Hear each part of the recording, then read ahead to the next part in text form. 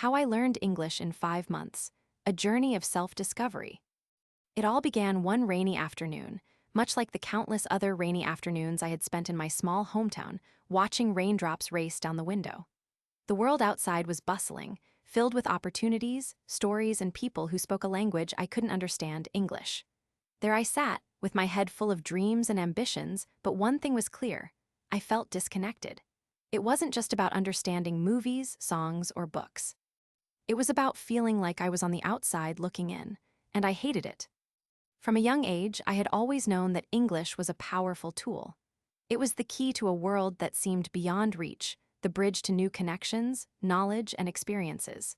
But despite knowing how important it was, I had never really pushed myself to learn it. I memorized vocabulary lists, I studied grammar rules, and I practiced occasionally, but it always felt like I was swimming against the tide.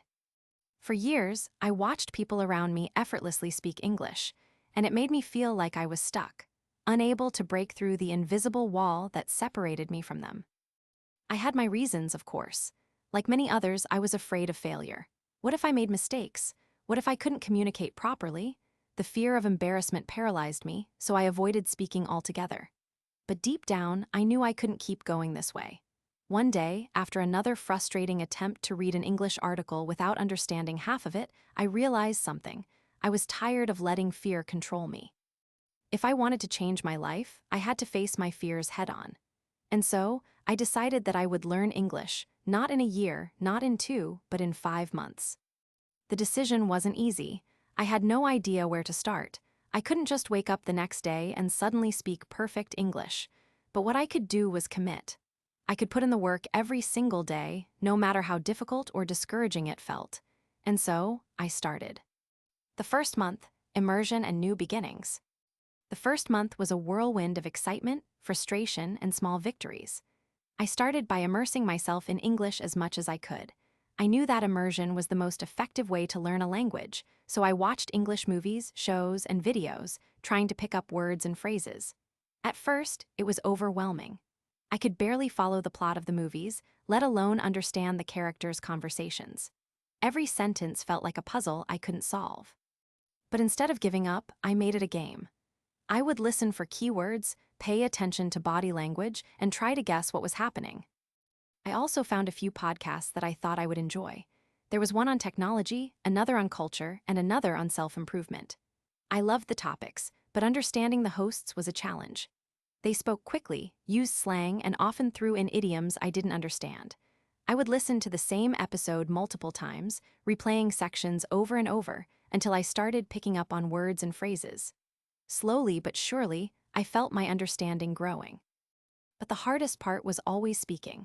I remember the first time I tried to speak to someone in English. I had joined an online language exchange platform where I could connect with native speakers and practice. I matched with a guy from the United States named Tom. Our first conversation lasted only 5 minutes, but to me, it felt like an eternity.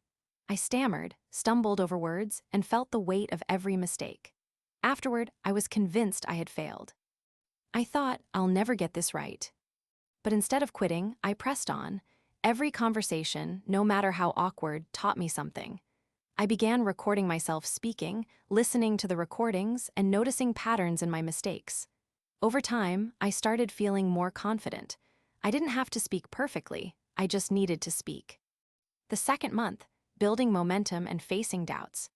By the second month, things began to change. My vocabulary had grown, and I was able to follow conversations more easily. I could read simple texts without constantly stopping to look up words, but the self-doubt never quite disappeared. I still had moments where I felt like I wasn't progressing fast enough, where I questioned if 5 months was really enough time. During this month, I connected with a teacher named Maria who helped me focus on my grammar and pronunciation. Maria was patient, encouraging, and taught me not only the rules of the language, but how to feel comfortable using them. She introduced me to more advanced resources: English news sites, articles, and books. She made me realize that language wasn't just about memorizing vocabulary, it was about understanding how it worked, how the words fit together. One of the things Maria taught me that had the most impact was how to practice speaking on my own.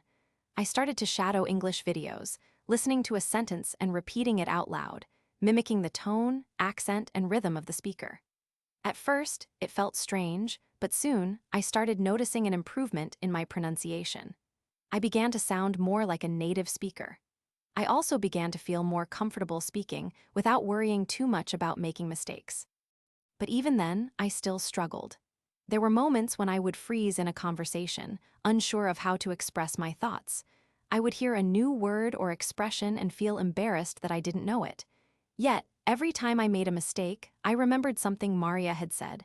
Mistakes are part of the process. They're not failures, they're your teacher. The third month, small victories and growing confidence. By the third month, I was beginning to see real progress. My speaking had improved, but the most noticeable change was in my confidence. I no longer hesitated to speak, even if I didn't have all the words. I joined more group discussions, participated in online debates, and even started writing essays in English. The first time I wrote a full-length essay, I was proud of myself. Sure, it wasn't perfect, but it was mine, and I had done it. The most exciting part of the third month was when I started thinking in English. For so long, I had translated everything from my native language to English in my head, but now I would simply think in English. I could read an article, watch a show, or have a conversation, and it didn't feel like I was translating. It felt natural. I wasn't forcing myself anymore. I was simply living the language. But with the progress came more challenges. There were days when I felt like I wasn't learning enough, that my progress was too slow. I still had doubts about my accent, my grammar, and my fluency. But each time those doubts crept in, I reminded myself of how far I had come in just 3 months. I had already learned so much, and I was learning more every day. The fourth month, overcoming fears and expanding horizons. The fourth month was when I truly broke free from my fears. I had started speaking English every day, whether with friends, language partners, or even strangers, and each conversation felt more effortless. I was no longer afraid of making mistakes because I had realized that every mistake was an opportunity to improve. I was learning from every word I spoke, every sentence I formed. I also found myself using English in new ways. I began reading books in English, ones that were more complex, like novels and nonfiction. The first time I finished a book in English, I felt a huge sense of accomplishment. I had understood the story, the nuances, and the characters without relying on a translation. It felt like I had unlocked a new part of myself. English was no longer just a tool, it had become a part of me. At this point, I had also built a support system of language partners and friends who encouraged me. Nina, one of my language partners, had been there from the beginning. She was learning English too, and we would share our struggles and victories together. She reminded me that we were in this journey together and that we should celebrate even the smallest victories. The fifth month, mastery and confidence. By the fifth month, I had reached a point where I could speak comfortably with anyone.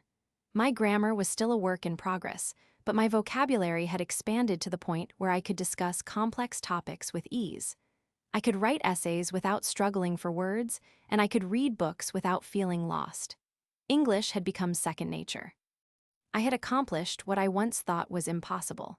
In 5 months, I had transformed from someone who barely knew how to introduce themselves in English to someone who could engage in thoughtful, meaningful conversations. I wasn't fluent yet, but I had surpassed my expectations. The most important lesson I learned during this journey was this: learning a language is not about perfection, it's about progress.